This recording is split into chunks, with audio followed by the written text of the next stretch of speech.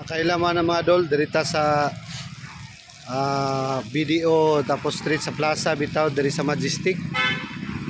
Dinani ang sitwasyon karon diri oh. Grabing lapuka gihapon. Sobrang lapok, grabe jud kayo. Dapat ani gisirita ni bumbero para ma-pull out ang mga lapok unta ni. Pero kung kita ninyo grabing lapok diri oh. Diri ni sa Iligan City. Sobra gyapon ang lapok nga ato ang nakuan karon mo na ang mga motorista na to hinahinay gyapon kay bigyas ra ba kayo ni dapat gisirita ni bumbero ni mga dalan tubig grabe mo ni sitwasyon karon diri sa Iligan City. Street ni siya papuntang sa sa Bailey.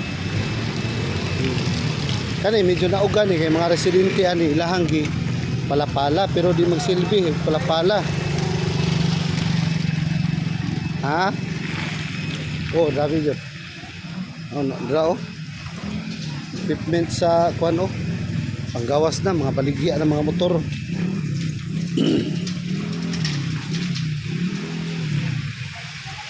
Basa jud dila equipment tanan. Kita ani agita sa agianan sakyanan kay tapok mga dito di magian. Basa tanan diha, basa. Shout out din sa inyo diha. Oh. Grabe jud oh. Grabe ang ilahang agianan. Pati ng mga motorista diri oh. Napuno jud yung tubig kay nilapaw lagi daw tao ni dapita. Munang diri ta agi sa kilid, di man ta agi sa kuan, diri ta. Ay jud ni lapo kayo oh. Tigil. Na lagi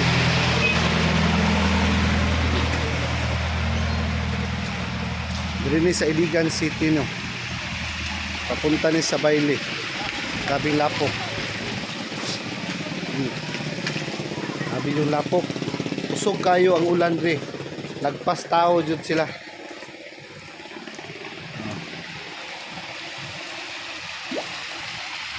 agianan hinahinay na yung agianan kay bisod kayo dapat ani gisprihan ni nilang bumbiro no una nakarupis oh mga kanan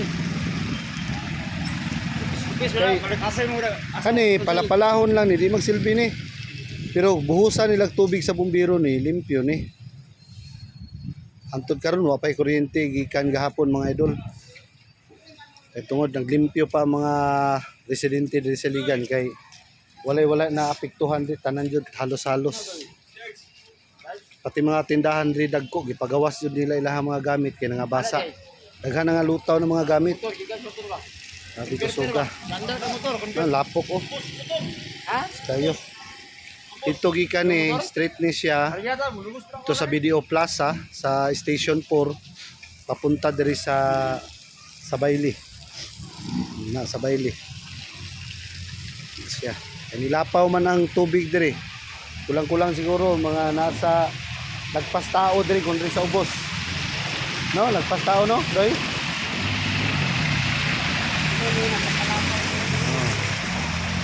hinay lang.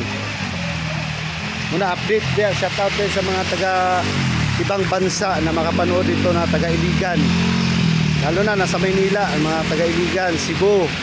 Ito yung update natin dito sa Iligan ngayon.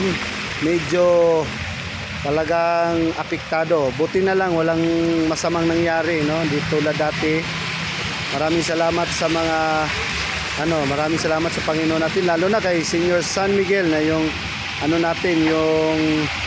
natin patron na nagprotekta sa Iligan City. Viva Señor San Miguel sa inyo. Medyo walang nangyaring masama sa lalo na sa mga taong maraming nagba-vlog pa rin dito for content na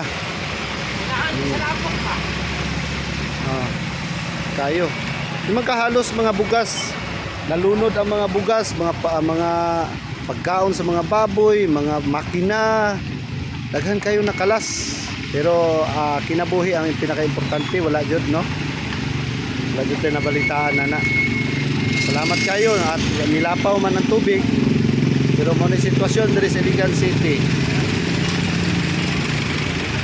Yan. Tungod sa bagyong Basyang 2026 na first nga pumasok sa atin. Walay agianan doon ang tubod, bawal agian ng tubod tungod kay napuno o kanang gapnod ang tubod. Diri sa Tambakan, unang traffic kay sa barangay Tambakan. Na.